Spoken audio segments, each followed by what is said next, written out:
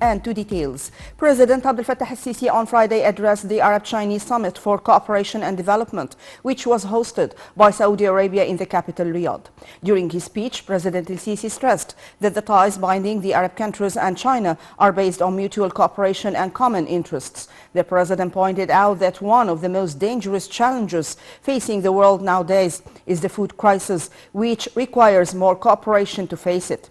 President al-Sisi noted that the global crisis posed a burden on the states' budgets and economies. Thus, a quick governance should be conducted to the global economy in order to make it more fair to different countries.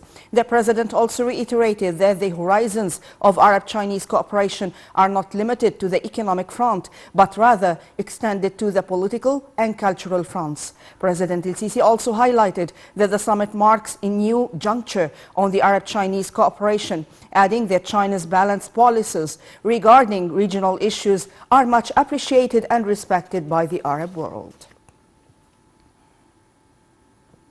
On the sidelines of the Arab-Chinese Summit in Riyadh, President Abdel Fattah al-Sisi held a number of bilateral meetings with leaders participating in the summit. The president met with Saudi Crown Prince Mohammed bin Salman, who praised the strong bilateral relations between the two countries.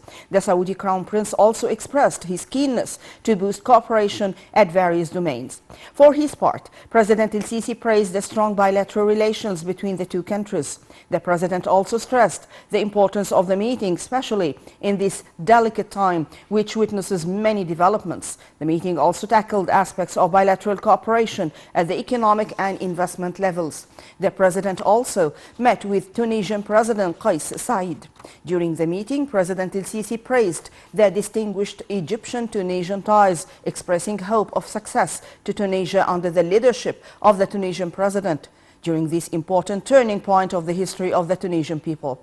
The president also reiterated Egypt's keen interest to push forward its relations with Tunisia on all aspects. For his part, the Tunisian president praised bilateral ties with Egypt on both official and popular levels. Said also hailed Egypt's recent achievements in the fields of security, stability and development, in addition to its political weight regionally and internationally. In a separate meeting, President al-Sisi also held talks with head of the Sudanese Transitional Sovereignty Council, General Abdel Fattah al-Burhan.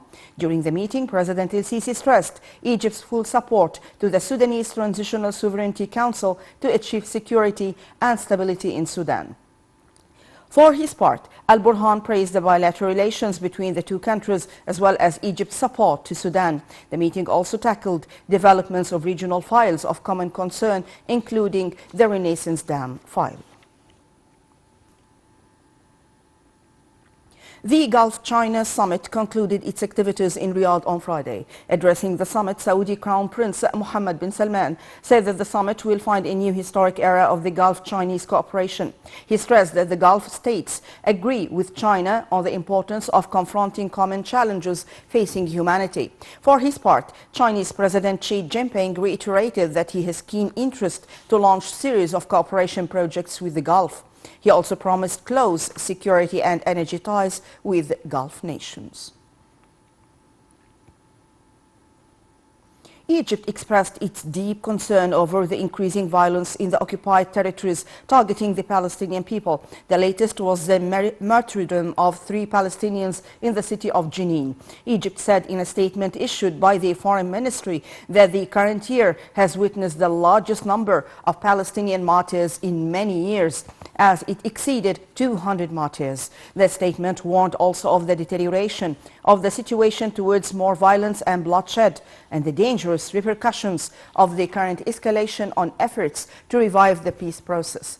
Egypt called on the international community to assume their responsibilities towards calming the situation and encouraging the parties to break the current stalemate in the peace process. Japan, Britain and Italy